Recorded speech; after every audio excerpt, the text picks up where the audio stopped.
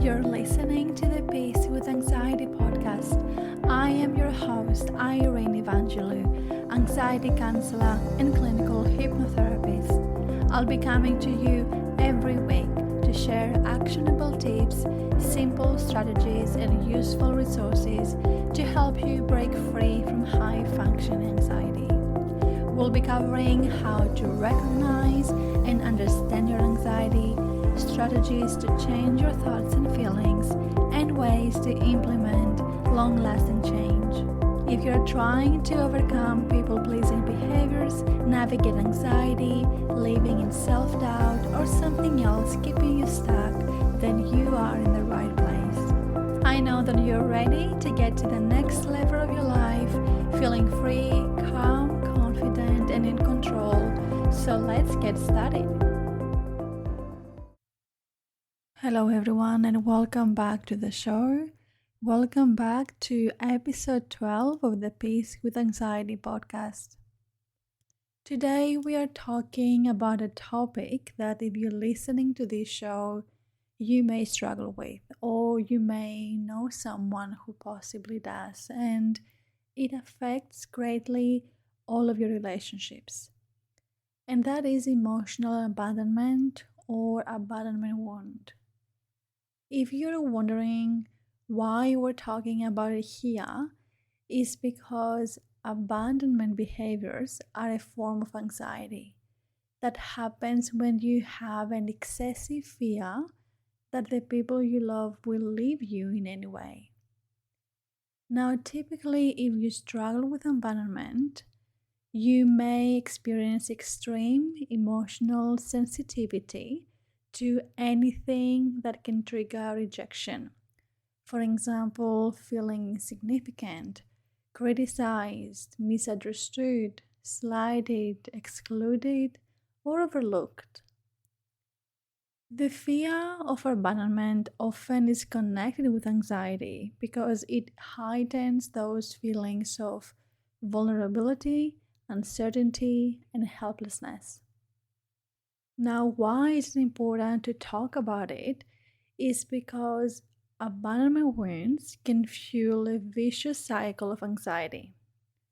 So think about it. If you have an unresolved emotional pain, that will continue to come up in any new relationship or situation. And what's going to happen is that you may experience hypervigilance, avoidance behaviors, and difficulty in connecting with them as it affects your self-esteem and personal fulfillment. So it's important to understand if you have abandonment wounds because it's going to help you to recognize your anxiety triggers. Are you tired of the relentless battle with anxiety? Are you ready to calm your mind, embrace peace, and reclaim your life? Then I've got just the right thing for you. Join my free 21-day Relieving Anxiety Meditation Challenge by clicking the link below in the show notes. So let's talk about 9 of the most common signs of an abandonment wound. The first one is that you tend to form relationships with people who are not able to meet your emotional needs. So even though you know that they are unhealthy or unfulfilling and that you deserve better, you are unable to end that relationship because it's better than being alone. And then you try to find proof or evidence that the relationship will improve in time, or it's not as bad as what other people think. And you try to find many reasons to stay. The second sign is that you have experienced people coming and going out of your life. You really know the left behind feeling and you start blaming yourself for their actions. So when they leave, you take the blame and the responsibility. The third sign is that you cling to people, or you are controlling in the relationship, or you're very critical. Because of that belief that people will leave you, you try to do everything in your power to prevent that. Sign number 4 is that you may feel lonely even when you are in a relationship. When the other person is emotionally or physically unavailable, they will not be able to connect with you, which makes you feel unloved, unworthy, and lonely. And because you have this inner belief that you don't need anyone, you decide to only depend on yourself, which then again makes you feel even more lonely. Another sign is that you may believe that you are meant to be alone, because when a child feels abandoned by their parents, they start to believe that they are unlovable or unworthy of love. Another sign is that you either attach too quickly to people or you completely avoid commitment. Because of this belief that you won't find anyone else who will stay with you, you may quickly start to overshare, overgive, overdo in order to keep these people in your life. On the other hand, even though you form relationships very quickly and have strong feelings about them, you still find it difficult to open up and be vulnerable with them, and therefore you keep them at a distance. And that relates to sign number 7, which is you have difficulty trusting others or making friends. So you may have a tendency to sabotage your relationships by pushing them away to prevent that perceived future rejection. You may also self-isolate and avoid social relationships or intimacy altogether. Because if you're alone, then no one can hurt you. The 8th sign is that you have difficulty setting boundaries, asserting your own needs and desires. Because you fear that if you say something or if you do something, people are going to leave you. Now, finally, you constantly trying to be perfect. The perfect partner, the perfect friend, the perfect colleague, but the perfect daughter, sibling, because you believe that if you do everything right, no one can leave you. You will be worthy. You will be desirable. All right, so let's now define what we mean when we talk about abandonment wounds. Typically, we think that in order to have an abandonment wound, then we must have been physically abandoned by one of our main caregivers. And although, yes, this is absolutely true, abandonment wounds can also result from caregivers who were emotionally unavailable or physically absent. So, whether through divorce, neglect, disease, or loss, but also being left alone for long periods of time, being left to cry for hours on end, or crying yourself to sleep. These experiences can shape a child's view of themselves and the world around them. Additionally, growing up in an inconsistent or unpredictable environment, for example, your caregivers were inconsistent with meeting your emotional or physical needs, so a kind of hot and cold kind of behavior, it can create an insecure attachment style where you may struggle to rely on others for emotional support and comfort. Now, a big one is traumatic experiences. So, events such as birth trauma, the sudden loss of a loved one, betrayal by a close friend, or abandonment in a significant relationship can shatter your sense of security and trust, and make you feel constantly unsafe.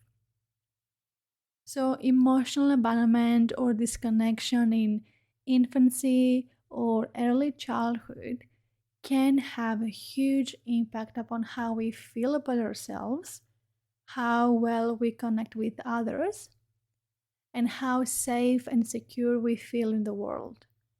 Because it makes us wanting to be deeply seen, but fearing being seen at the same time. So the abandonment wound often comes from a place of not feeling good enough, which can project out in all aspects of our lives, including our relationships. So, as we said before, if your needs were not met as a kid in the way you needed them to be, you internalize the belief of you are not being good enough, which then you try to fill through behaviors in adult life.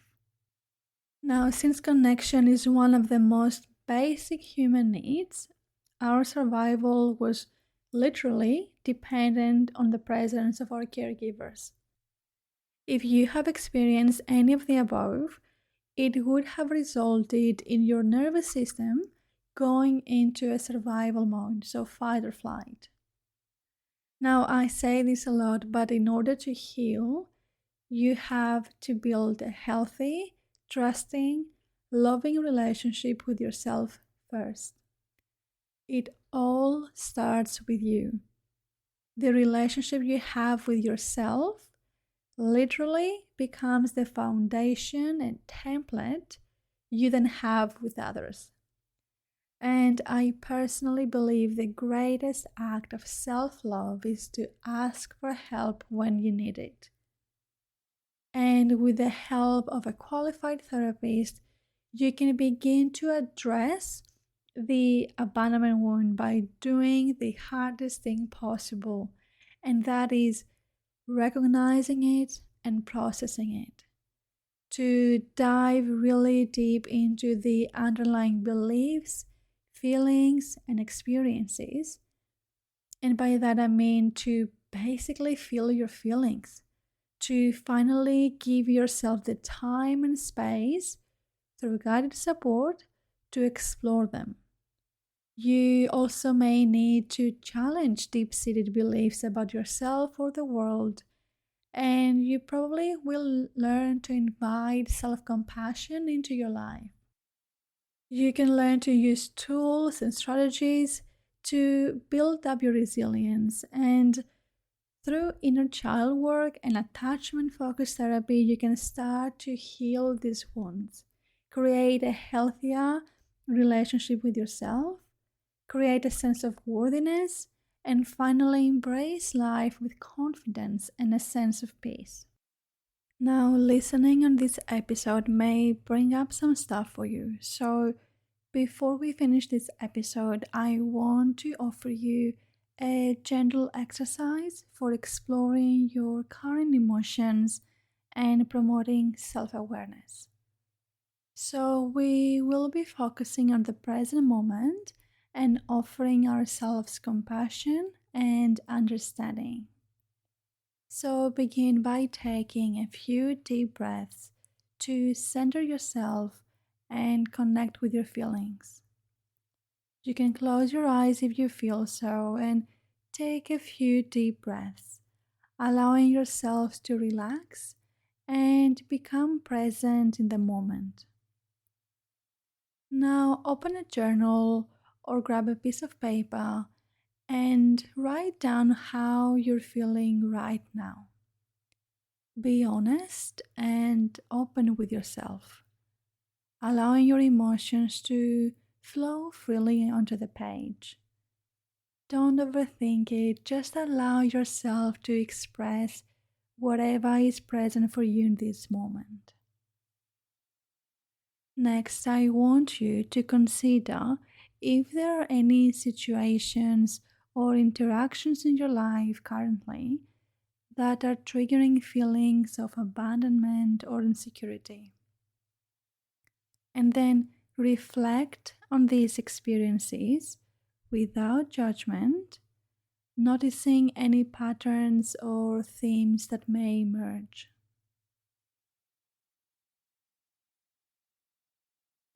Now, I want you to think about what you need in this moment to feel supported and nurtured.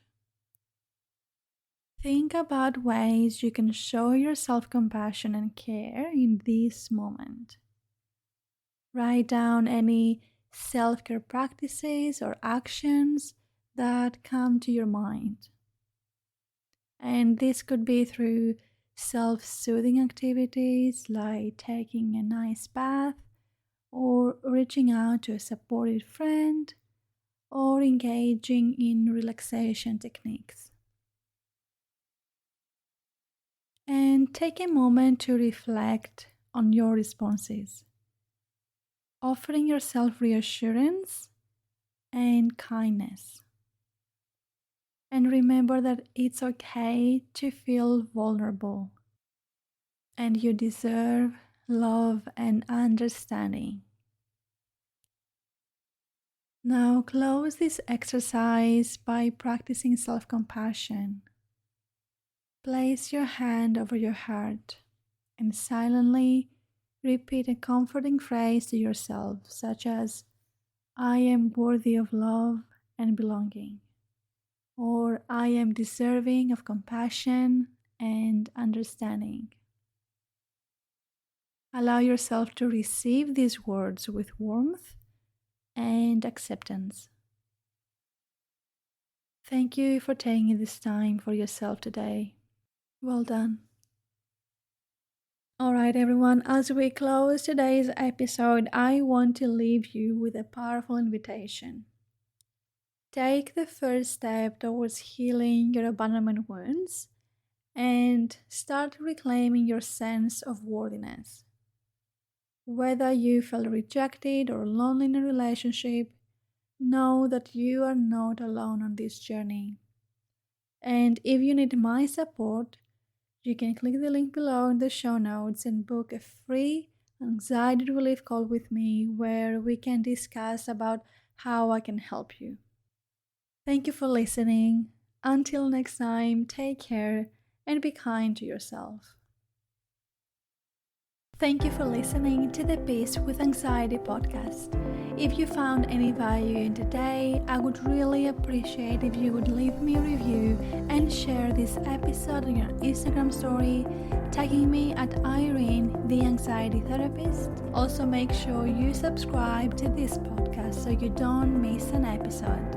All the links are found below in the show notes. Thank you for listening, and I look forward to seeing you in the next episode.